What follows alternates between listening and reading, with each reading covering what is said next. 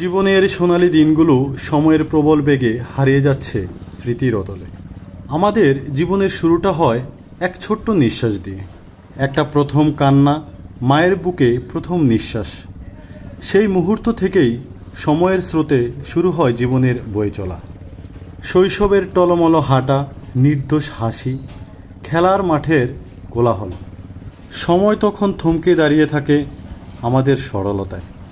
কৈশোরের দিনগুলোতে মনে হয় এই তো সেদিন বাড়ির পাশের বাগান থেকে পেয়ারা চুরি করতে গিয়ে ধরা পরিপরি অবস্থা। কিশোর বয়সেই স্বপ্নেরা প্রথম ডানা মেলতে শুরু করে।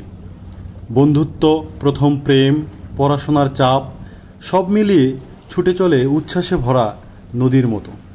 কৈশোরের শেষে আসে যৌবন, সাহস আর শক্তির ঝলকানি। পরিবার গড়া, জীবন সংগ্রাম, কর্তব্যের চাপ, সাফল্যের পিছনে ছুটে চলা।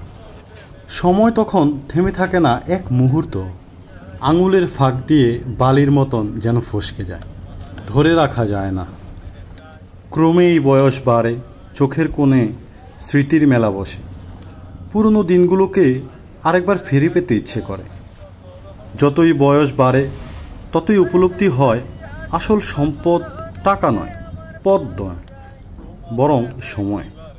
বাবা মায়ের স্নেহ, ভালোবাসা, সন্তানের হাসি, ভালোবাসার মানুষের সঙ্গ, এগুলোই জীবনের আসল সম্পদ। জীবনের নদী প্রবাহিত হতে হতে একসময় শেষ সীমানায় এসে পৌঁছায়। জীবনের শেষ প্রহর ঘনিয়ে আসে। বার্ধক্যের চাপে শরীর হয় ক্লান্ত, মন হয় স্থবির।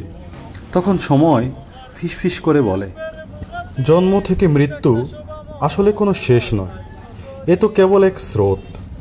সময়ের স্রোতের অক্ষরে জীবন যে গল্প লিখে যায়, তা প্রবাহিত হতে থাকে অন্য কারো হৃদয়ে, অন্য কারো গল্পে।